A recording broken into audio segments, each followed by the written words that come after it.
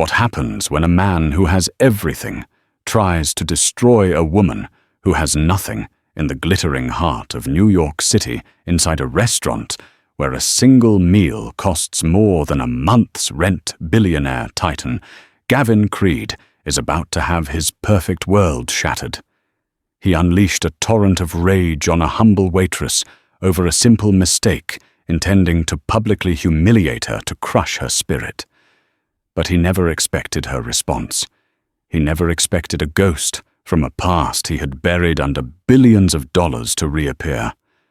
She would say just one sentence, a quiet, simple question that would detonate like a bomb, silencing the entire room and forcing a powerful man to his knees.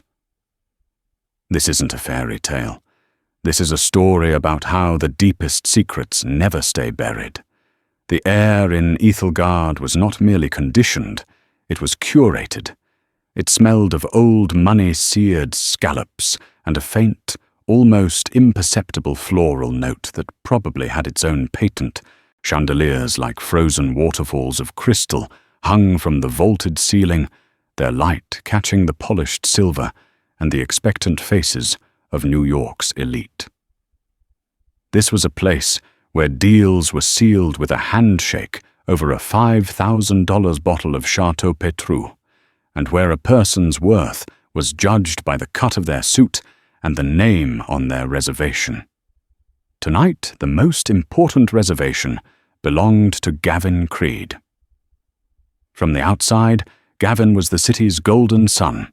At 36, he was the founder and CEO of Creed Capital, a private equity firm so aggressive and successful it was spoken of in the same breath as Wall Street legends. He had a jawline that looked like it was carved from granite eyes, the color of a stormy sea, and a reputation for being utterly ruthless. He hadn't just climbed the ladder of success. He had built his own, kicked the rungs out from under his competitors, and then set the old ladder on fire. But tonight, the golden sun was tarnished with a thick coat of stress. Seated across from him were two men from Nakamura Corp., the Tokyo-based tech giant, Mr. Saito and Mr. Kenji. This deal, the acquisition of a revolutionary AI logistics company, was the crown jewel of Gavin's career. It would elevate him from a mere billionaire to a kingmaker, a true titan. But it was stalling. The Japanese executives were cautious, their questions precise, their faces unreadable.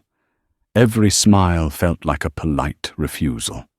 Beside Gavin, his junior executive, Gideon, fidgeted with his tie, his face pale with anxiety. Gavin's lawyer, a stoic man named Mr. Davies, simply watched his expression, a careful mask of neutrality.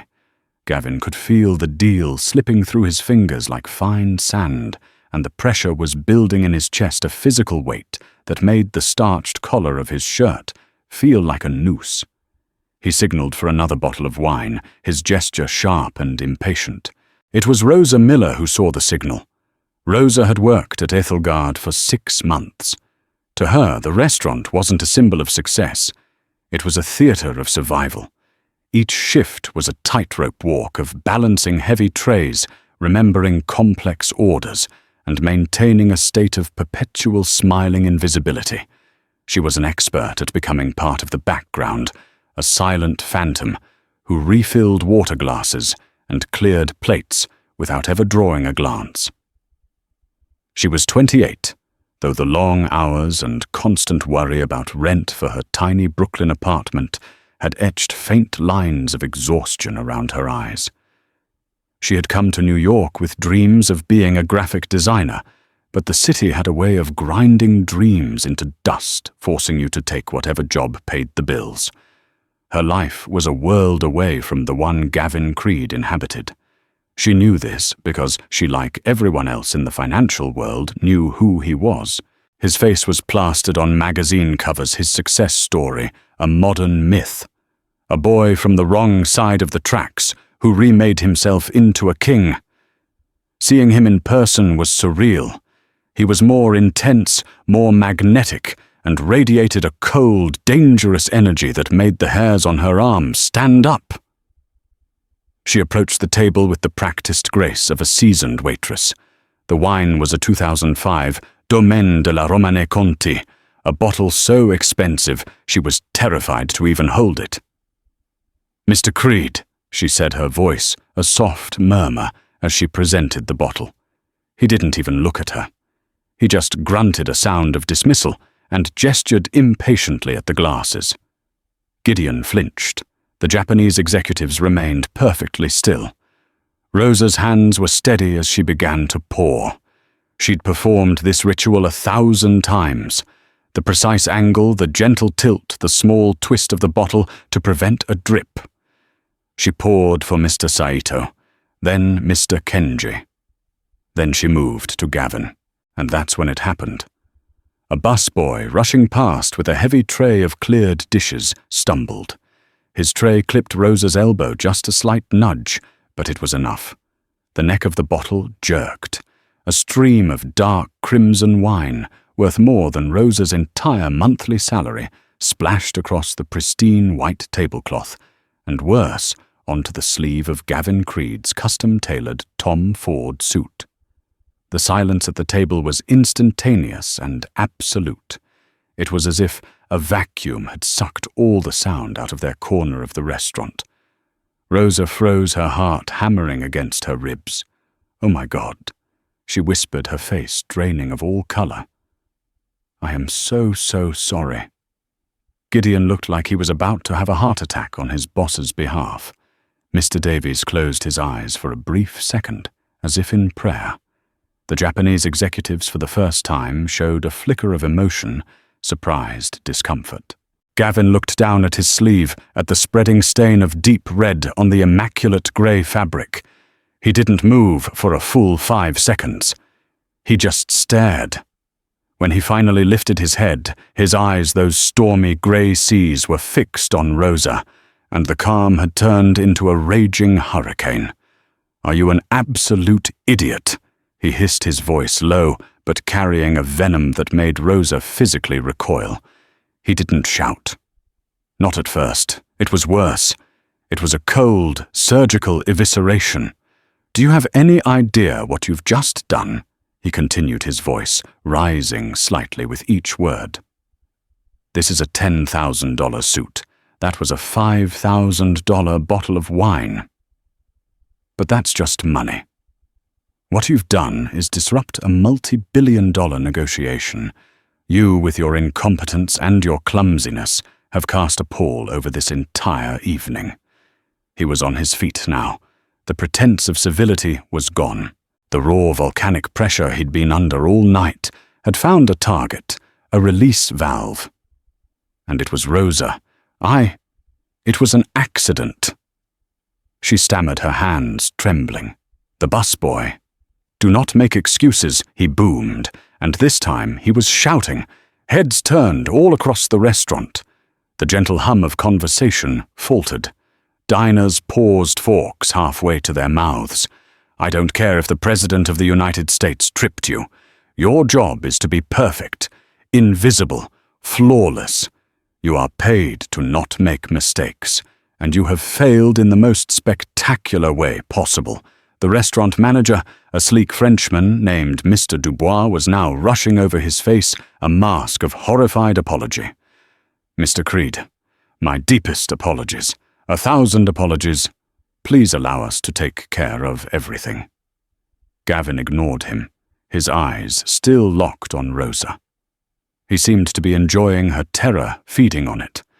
"I want her fired," he snarled at Dubois. "I want her fired.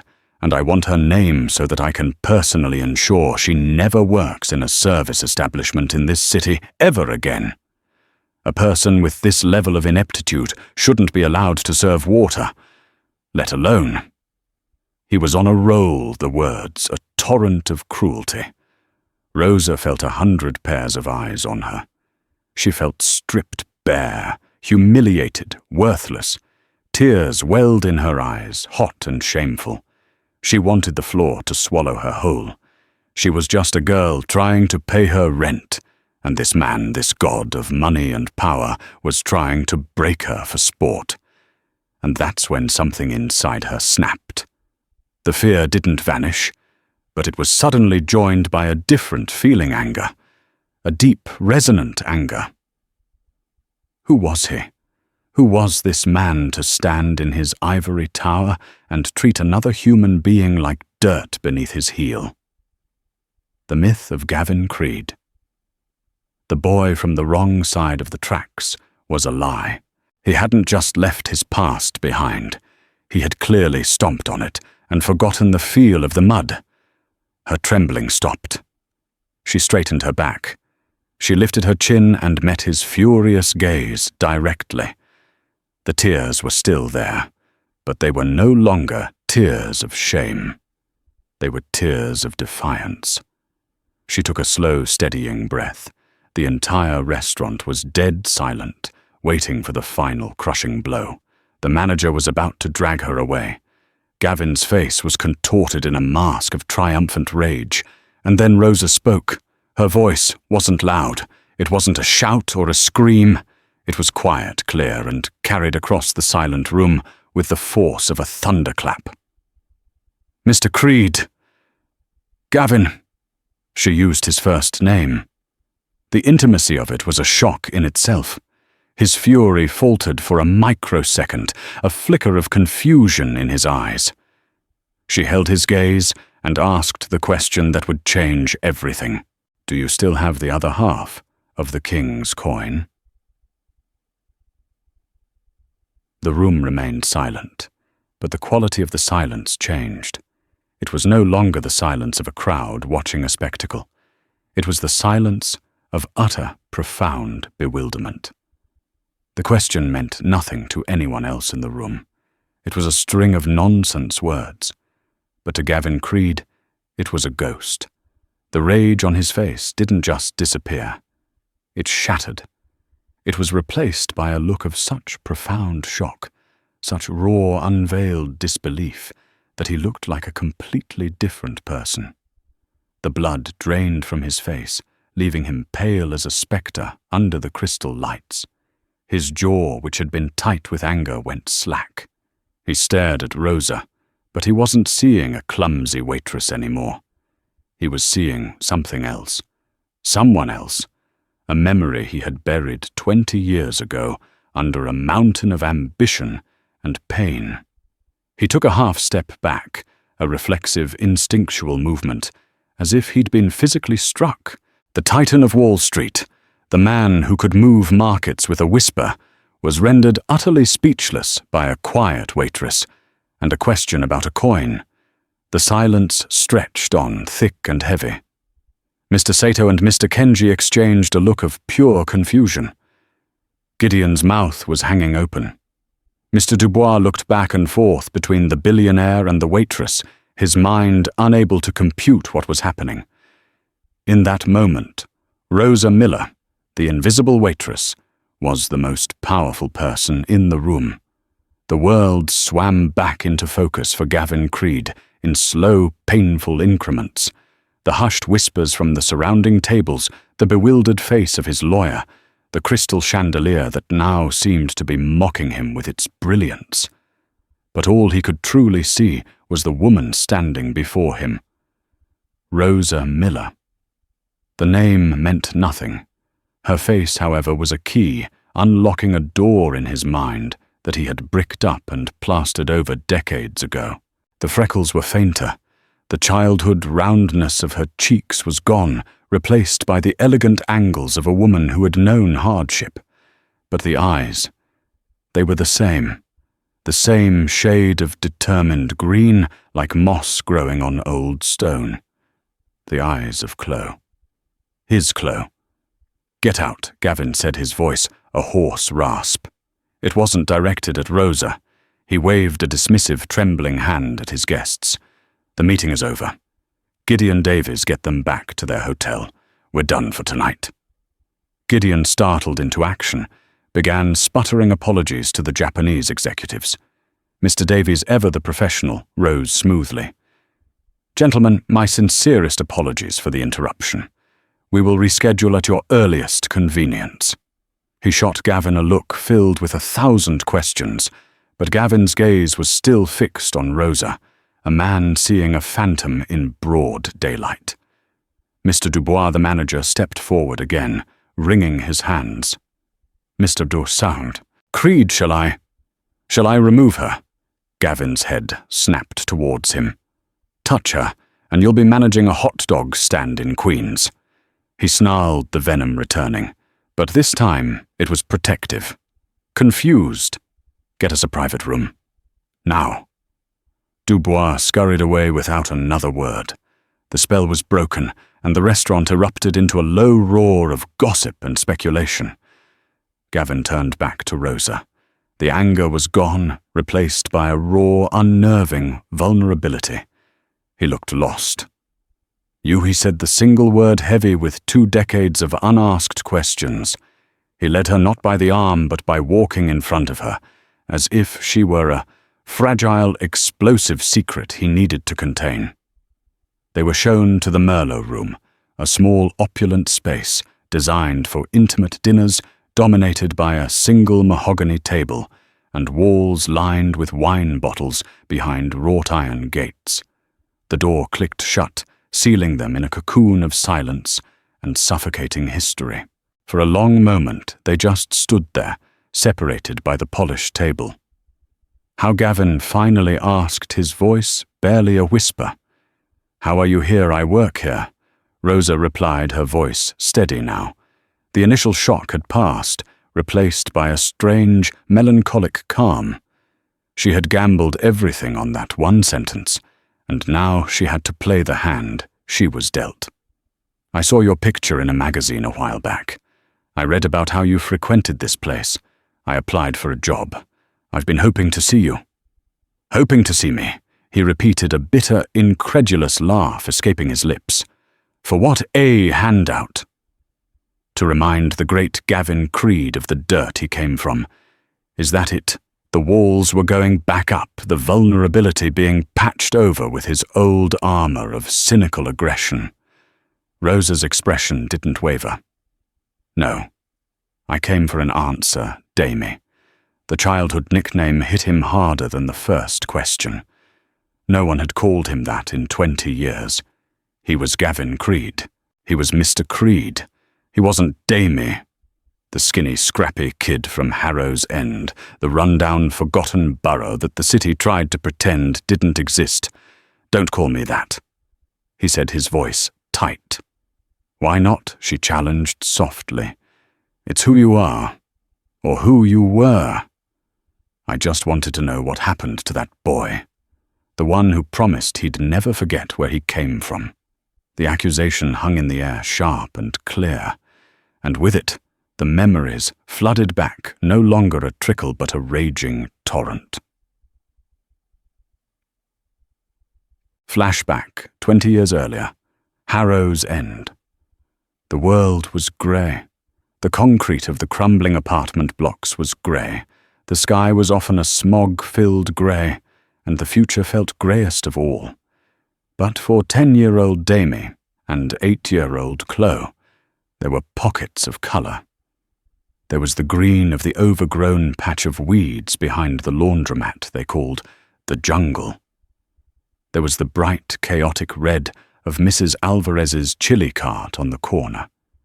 And there was the metallic gold of the king's coin. It wasn't a real coin.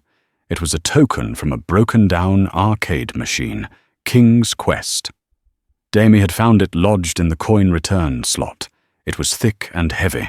On one side was a stamped crown. He'd taken it home, and using his father's hammer and a nail, managed to snap it cleanly in two, a jagged line running right through the crown. He found Chloe in their usual spot, the rusty fire escape on the back of her building, overlooking a landscape of brick walls and broken glass. "I've got something," he'd said, his voice full of a boy's solemn importance. He presented her with one half of the token. "This is for you." She took the piece of metal, her small fingers tracing the sharp, broken edge. "What is it?" "It's the king's coin," he announced. "I'm the king, and you're the queen. As long as we both have our half, we're a team. We're going to get out of this place, Chloe. We're going to be rich, not just regular rich. So rich we can buy the whole block and turn it into a park with a real castle. Rosa's green eyes, wide with wonder, had lit up. A real castle with a moat. With a moat full of chocolate milk, he promised, puffing out his chest. But we have to promise. Never lose your half, and never ever forget. No matter what. I promise, she had whispered, clutching the metal piece so tightly the jagged edge dug into her palm. King's honor. That coin became their symbol. It was proof that their friendship was stronger than the poverty that surrounded them. It was a promise of a future that wasn't grey. Present day. The Merlot room. The king's coin. Gavin murmured the memory so vivid he could almost feel the phantom weight of the broken token in his pocket. He had lost it years ago, probably tossed out with a pair of old jeans when he went off to college on a scholarship, the first step in his deliberate erasure of the past. You still haven't answered me, Rosa said, pulling him back from the haze of memory. Do you still have it? No. He admitted the word, tasting like failure. I lost it. A long time ago. A flicker of disappointment crossed her face, but she nodded as if she had expected it. I still have mine. She reached into the pocket of her drab work apron and pulled out a small tarnished piece of metal. It was a half circle, the edge jagged and sharp with the bottom half of a crown stamped into it. She placed it gently on the polished mahogany table. It looked small and out of place, a relic from a forgotten civilization. Seeing it so real and solid after all this time was like a punch to the gut. It was a tangible piece of the boy he had murdered to become the man he was. Why Rosa? He asked, his voice pleading now. The fight had completely drained out of him. Why did you never try to contact me before? Why a public spectacle like this? I tried, she said, and for the first time, a note of bitterness crept into her voice. I wrote you letters when you first got your scholarship, to your university. They all came back, returned to sender. After you made your first million, I called your office. A very polite assistant told me Mr. Creed doesn't accept unsolicited calls. I was invisible to you, Gavin. The only way to get you to see me was to get right in your face, to make it impossible for you to ignore me. She leaned forward, her green eyes boring into him. I didn't come for your money. I came because I need to know why you left. Not just Harrow's End, why you left me. One day you were there, my best friend, my king. The next, you were gone. Your family packed up in the middle of the night. No goodbye. No note. Nothing. You just vanished. Do you have any idea what that does to a kid? The question hit him with the force of an accusation because he knew the answer. He knew exactly why he left, and it was a memory far darker than promises made on a fire escape. It was a memory of fear. A gut-wrenching, paralyzing fear that had been the true fuel for his ambition. He sank into one of the plush chairs, the strength gone from his legs. He ran a hand over his face, the picture of a man utterly defeated. It was because of Finn, he said the name, tasting like ash in his mouth. Rosa flinched a sudden sharp intake of breath. Finn O'Malley. The name was a bogeyman from their childhood, a local loan shark and thug who preyed on the desperate families of Harrow's End. A man with a chilling smile and dead eyes. What about him? Rosa whispered. Your dad Gavin said, his voice heavy with guilt. He owed Finn money. A lot of money. I knew about it. I used to see Finn's car parked on your street. One night I was heading to your place. I was going to climb up the fire escape. I heard shouting from the alley behind your building. He paused, swallowing hard. The memory was seared into his brain. I saw them. Finn and one of his goons. They had your father pushed up against the wall. They were hurting him, Rosa. Badly. Your dad was trying to be brave, but he was terrified. And I stood there, in the shadows. I was 10 years old and I was so scared I couldn't breathe. I felt like if I made a sound, they'd come for me next. Tears were now silently streaming down Rosa's face. She knew her father had gotten into trouble, but she never knew the details. He had always protected her from the worst of it. Finn saw me. Gavin confessed the shameful secret finally being spoken aloud after 2 decades. I thought he did anyway. He glanced over right at the shadows where I was hiding. He didn't say anything but his eyes. It was like he was marking me. The next day my dad came home from the factory, his face white as a sheet. He told us to pack. He said Harrow's End wasn't safe for us anymore, that a man had warned him to get his son out of town or he'd end up like the Millers. We were gone by morning. He finally looked at her, his own eyes glistening with unshed tears of shame. I ran Rosa. I was a coward. I left you there to deal with monsters like Finn, and I ran. I spent the next 20 years running. I built this empire, all this power, all this money, so that I would never ever have to feel that powerless and scared again.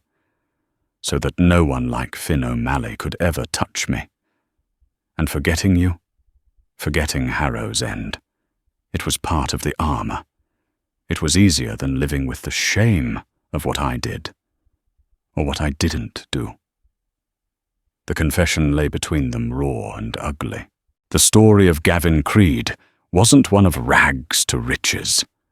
It was a story of a terrified boy running from his own cowardice. Rosa wiped her tears with the back of her hand. She looked at the man across from her, not a billionaire titan, but a haunted man-child. The anger she had held on to for so long began to dissolve, replaced by a profound, aching sadness for the both of them, for the children they were and the adults that trauma had shaped them into. She took a deep breath, preparing to deliver the final devastating blow, the real reason she had sought him out. "I understand why you ran, Damie," she said softly, using the name again. "But this time, it was an act of pity, not provocation. I really do. But there's something you need to know." She leaned forward, her voice dropping to a conspiratorial whisper fraught with urgency. "The running isn't over. Finn O'Malley knows who you are. He knows where you are. And Gavin, he's back. If Gavin's blood had run cold before it turned to ice now, the name Finn O'Malley, spoken in the past tense, was a source of shame. Spoken in the present tense, it was a threat, a deep primal fear, the one he thought he'd buried under a fortress of wealth, snaked its way up his spine. "What are you talking about?" he demanded, his voice tight with a mixture of disbelief and dread. He's a neighborhood thug. A ghost. How could he possibly be a part of my life?" "Now ghosts have a way of finding you," Rosa said, her expression grim. She leaned back in her chair, the story weighing heavily on her. "After you left, things got worse for my family. My dad never recovered. Not really. He was always looking over his shoulder. The debt to Finn hung over us like a shroud. We finally managed to move away a few years later, but the damage was done. My father passed away when I was 19. He had a heart attack. The doctors said it was stress. The unspoken accusation the stress Finn caused was deafening. Gavin flinched as if he'd been struck. This was the fallout from the alleyway, the collateral damage of his cowardice. Rosa continued, her voice gaining a harder edge. "I spent years being angry. At you, at Finn, at the world. But anger doesn't pay the rent. I moved to New York, tried to start over. About a year ago, I was working at a different restaurant, a mid-tier place in Midtown. And I saw him. You saw Finn. He came in for lunch, she confirmed, a shiver running through her. He looked different. Older, heavier. He was wearing an expensive suit, looked almost legitimate. He called himself Mr. O'Malley and was talking about real estate investments. But it was him. The eyes were the same. Dead. Empty. I hid in the kitchen until he left. I quit the next day. Gavin's mind was racing, trying to process the impossible convergence of his two worlds. A real estate investor. That's not possible. A man like that doesn't just go straight. He didn't, Rosa said darkly. I started digging. Just online, late at night. Old news articles from borough papers, public records. It's amazing what you can find if you look hard enough. Finn O'Malley washed himself clean. On paper, at least. He runs a company called Harrow Development Group. He buys up old, distressed properties in neighborhoods like the one we grew up in, forces the tenants out, and flips them for luxury condos. It's predatory, but it's all technically legal. He's a shark who learned to swim in corporate waters. Gavin felt a nauseating lurch in his stomach.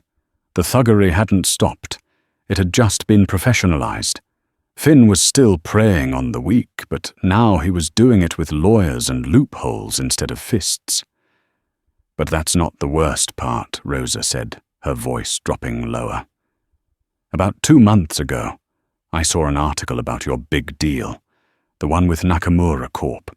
It mentioned the target company Innovatex Solutions. What about it? Gavin asked, dreading the answer. The article mentioned Innovatex's main property holdings, the land, where they want to build their new North American headquarters. The land is being brokered by a subsidiary of a larger real estate firm. She paused, letting the weight of the moment build. That firm is the Harrow Development Group. The connection slammed into Gavin with the force of a physical blow. He stood up and began to pace the small room like a caged tiger. It couldn't be a coincidence. It was impossible. Finn O'Malley, the monster from his past, was a silent, invisible partner in the biggest deal of his life. He knows Gavin breathed the realization dawning on him. This whole time he's known he was connected to my deal. He more than knows Gavin. Rosa said, her voice filled with urgency. He's using it. That's why I had to do what I did tonight. It wasn't just about getting answers for myself anymore. She reached into her apron pocket again, but this time she didn't pull out the coin. She pulled out a cheap, folded piece of paper, a printout of an email. My friend Maya, another waitress here, her brother is an intern at a tabloid blog, the kind that digs up dirt on people like you. He owes me a favor. He intercepted this. It was an anonymous tip sent to his editor. She pushed the paper across the table. Gavin snatched it up his hands, trembling slightly as he read. To the downtown dirtbag, editor, from a concerned citizen subject. The real Gavin Creed. You all write about Gavin Creed like he's some kind of visionary, a self-made man. You should look into where he really comes from. Ask him about Harrow's End. Ask him about his family's connections to local criminal elements. Ask him what he was doing the night Patrick Miller got his legs broken. The great Gavin Creed isn't self-made. He's built on secrets and looking the other way. A man like that shouldn't be running a multi-billion-dollar enterprise, especially not one with a partner as conservative as Nakamura Corp. Keep digging, there's more there. Gavin read it twice, then a third time, the words blurring in front of his eyes. It was a poisoned dart, expertly crafted, vague enough to be deniable, specific enough to be terrifyingly effective. Patrick Miller's broken legs. A detail he hadn't even mentioned. Finn wasn't just connected to the deal, he was actively trying to sabotage it, to blackmail him. The scene at the dinner table suddenly made perfect horrible sense. The stalling from Saito and Kenji.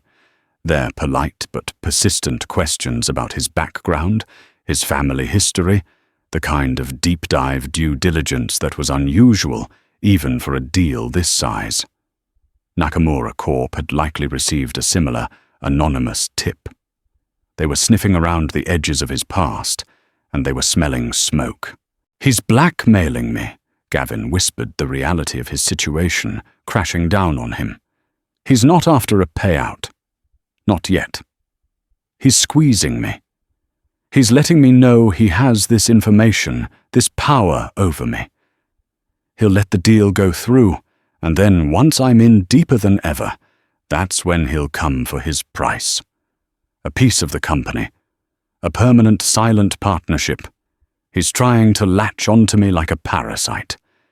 He finally understood. Finn's ultimate revenge wasn't to expose him. It was to become him. To use Gavin's success as his own, to tether their fates together, forever, the thug and the boy who ran away. He slumped back into the chair, utterly defeated. All his money, all his power, his army of lawyers, and his impenetrable reputation, all of it was useless against a ghost from a grimy alleyway. If news of this got out, true or not, the conservative board of Nakamura would run for the hills. The scandal would shatter Creed Capital. He would lose everything. Finn had him cornered 20 years later. He looked at Rosa. She was watching him, her expression a mixture of pity and resolve. She had risked her job, faced his wrath, and endured public humiliation to bring him this warning. She had done the thing he had failed to do.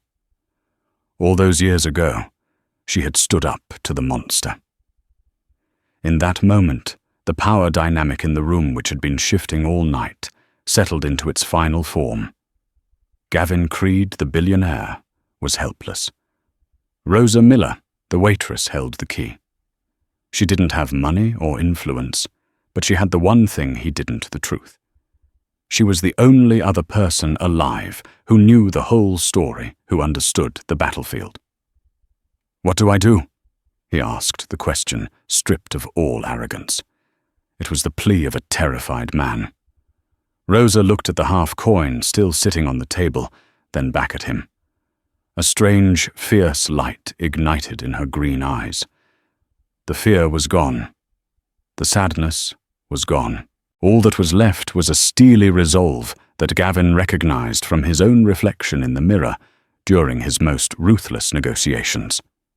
First, she said, her voice ringing with newfound authority. "You stop running." She reached across the table and pushed the tarnished piece of metal towards him. "You've spent 20 years trying to forget the boy from Harrow's End. Right now, he's the only one who can save you. We need to stop thinking like a billionaire and a waitress. It's time to start thinking like the king and queen of the jungle again. We are not going to let him win. We are going to fight back." For the first time that night, a flicker of something other than fear or shame sparked in Gavin's chest. It was a ghost of a different kind, the ghost of the boy who once promised his best friend they would conquer the world. He looked at Rosa, really looked at her, and saw not a victim or a waitress, but an ally, a partner. He slowly reached out and picked up the half-coin. Its jagged edge felt sharp and real against his palm. "Okay, Chloe," he said, his voice finally steady. "What's the plan?" The Merlot room at Ethelgard transformed from a chamber of confession into a war room. The opulence of the surroundings, the vintage wines, the polished mahogany was a stark, ironic backdrop to the gritty strategy they were formulating. The roles were now irrevocably reversed. Gavin, the master of the corporate universe, was now the student listening intently. Rosa, who hours ago was serving him wine, was now the strategist drawing on a lifetime of observing the world from the ground up. "We can't fight him on his new turf." Rosa began her voice, low and intense. In the world of contracts and boardrooms, he's already won. He's laid a trap, and your every move will just get you more entangled. Your lawyers, your PR people, they can't help you. They're playing chess. Finn is playing a different game. He's a street fighter wearing a suit. So what do we do? Gavin asked, pacing again. But this time, his energy was focused, not frantic. If I try to expose him as a thug, it just confirms I have ties to that world. Nakamura dumps me. If I do nothing, he strangles me slowly. It's a perfect trap. No. Rosa countered, her eyes sharp. It's not perfect. His strength is also his weakness. He's pretending to be something he's not. He's a predator who has put on a sheep's fleece. We don't attack the predator. We pull off the fleece in front of everyone. She leaned forward.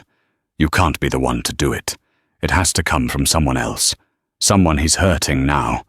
His new business model. This Harrow development group. You said it yourself, it's predatory. He's forcing people out of their homes. I guarantee you there are dozens of families, modern-day versions of my own dad, that he is terrorizing right now.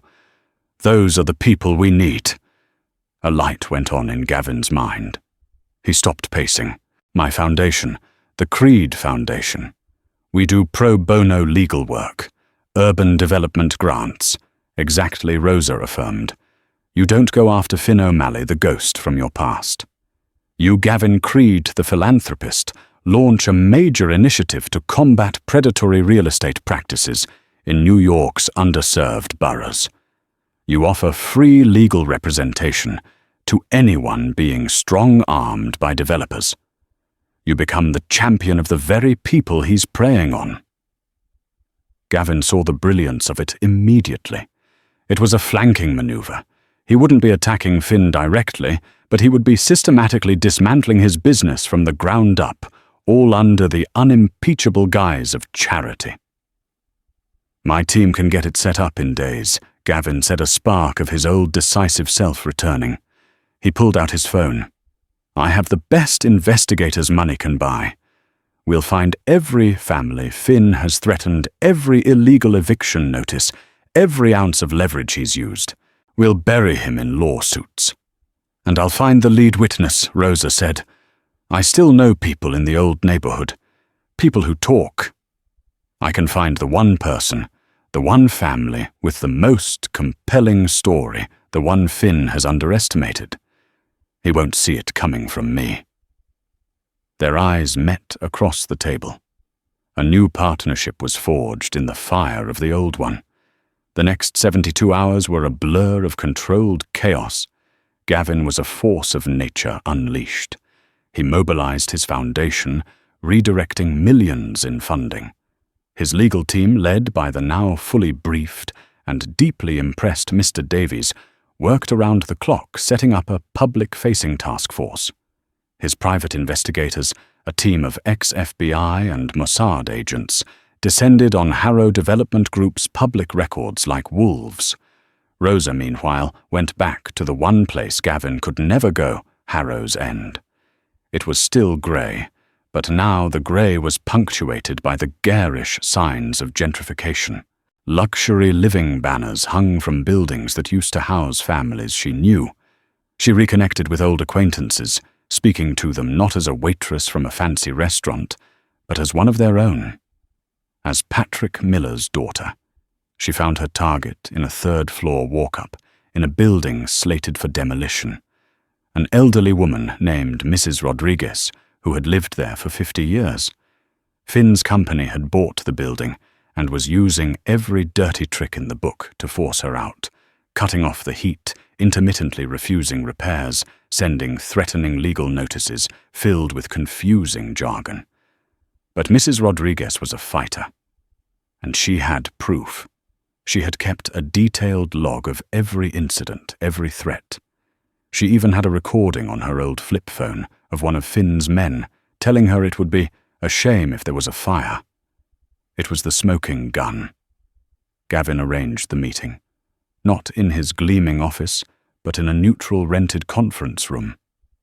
On one side of the table sat Finn O'Malley, flanked by 2 expensive lawyers. He walked in with an air of smug confidence, clearly believing this was the meeting where Gavin Creed would capitulate and offer him a fortune to stay quiet. On the other side sat Gavin with Mr. Davies, and next to Gavin sat Rosa Miller. Finn's eyes widened almost imperceptibly when he saw her. The smugness on his face flickered, replaced by a momentary confusion, like a predator seeing 2 different prey animals suddenly working together. Creed Finn began his voice, a gravelly purr. "Glad we could finally meet face to face. I think you'll find that we have a lot of mutual interests to discuss." "I don't think so." Finn Gavin said, his voice calm and cold. "There will be no discussion. There will be no deal. There will be no blackmail." Finn laughed, a short, ugly sound. "Brave words, but I have a story the world would love to hear. A story Nakamura Corp would find particularly fascinating. About a boy who ran away while his friend's family was being destroyed. And I have a story too," Gavin countered. "It's about a new philanthropic initiative my foundation is launching. We're calling it the Tenants' Shield Program. We're providing elite pro bono legal defense to residents in developing boroughs who are being harassed by predatory real estate firms. In fact, our first client is a lovely woman named Mrs. Rodriguez. Perhaps you've heard of her." The colour drained from Finn's face. He looked at his lawyers, who suddenly looked very nervous. And it's funny, Gavin continued, leaning forward. "My investigators, who are very, very good at their jobs, have been looking into the Harrow Development Group. They've found a fascinating pattern of fire code violations, tax irregularities, and campaign donations to city inspectors that look highly questionable. In fact, I believe the district attorney's office will also find it fascinating." Finn was speechless. He was being outmaneuvered at every turn. "But that's all business," Rosa said, speaking for the first time. Her voice was quiet, but it cut through the tension like a knife. "I'm here for something more personal, Finn." She looked him straight in the eye, her gaze unflinching. "I remember you. I remember what you did to my father. Mrs. Rodriguez remembers what you're doing to her. You build your life on the fear of good people. But you made a mistake. You thought we were all still scared. You thought she nodded at Gavin, was still that scared little boy. You were wrong." Finn's composure finally cracked. "You think you can stop me? You're nobody. You're a waitress." He spat his true ugly nature, breaking through the expensive veneer. "She's not nobody," Gavin said, his voice ringing with conviction. "She's the executive director of the Tenants' Shield Program, and her first act will be to hold a press conference tomorrow morning with Mrs. Rodriguez and 20 other families you've tried to victimize, announcing a class action lawsuit against you and the Harrow Development Group." He stood up, the meeting clearly over. "My deal with Nakamura will be just fine. I called Mr. Sato this morning and told him everything, the whole story. About Harrow's end, about my cowardice, and about you. I told him how my past had come back, and how I was choosing to face it, not by paying hush money, but by using my resources to protect people from predators like you." "You're bluffing," Finn snarled, though his eyes betrayed his panic. "Am I?" Gavin replied with a cold smile. Mr. Saito was impressed. He said a man who has the courage to right the wrongs of his past is a man he can trust. "The deal is closing next week. Your leverage is gone. Your company is about to be buried in litigation. You have nothing." He looked at Finn O'Malley, the bogeyman from his childhood, and for the first time he felt no fear. He just felt pity. Finn was still the same small, pathetic man, preying on the weak in a desperate attempt to feel powerful. "It's over, Finn," Gavin said. He turned to Rosa. "Let's go. We have a press conference to prepare for." They walked out of the room, leaving Finn O'Malley sitting at the table, a ruined man, his empire of fear crumbling around him. A few days later, Gavin stood in his penthouse office overlooking Central Park. The Nakamura deal had been signed. The story of the tenants' SHIELD program was on the front page of the New York Times. Finn O'Malley was under investigation. Rosa came and stood beside him, looking out at the city. "Quite a view," she said softly. It is, Gavin agreed. He reached into his pocket and pulled out his half of the king's coin. It was clean, now polished to a dull shine. "I was wrong about what this meant." Rosa pulled out her half. "What do you mean I thought it was about escaping?" he said, "about getting rich and powerful enough to leave the past behind. But it's not. It's about remembering. It's about being strong enough not to run, but to turn around and fight for the people you left behind." He held out his half. She held out hers. For a moment, the two jagged pieces of metal hung in the air between them, not quite touching two halves of a single story. A story of a scared boy, a forgotten friend, and the long, hard road back to becoming a king worthy of his crown. They didn't need to join the coin. They were already whole. And so a moment of public humiliation became a catalyst for profound redemption. Gavin Creed learned that true power isn't measured in billions of dollars or skyscraper views, but in the courage to face your own ghosts and the integrity to right your wrongs. Rosa Miller, the waitress who was supposed to be invisible, found her voice and proved that one person armed with the truth can be more powerful than any tycoon. Their story isn't just about a billionaire and a waitress. It's a reminder that our past never truly leaves us, but it doesn't have to define us. It can be the source of our greatest strength. We all have a Harrow's end in our history, a moment we're not proud of. The question is, what do we do when it comes back to haunt us? If this story of courage, redemption, and the unbreakable bonds of friendship moved you, please give this video a like. Share it with someone who needs to hear it, and subscribe to our channel for more real-life stories that matter. And we want to hear from you. What would you have done in Rosa's place? Let us know in the comments below. Thank you for watching.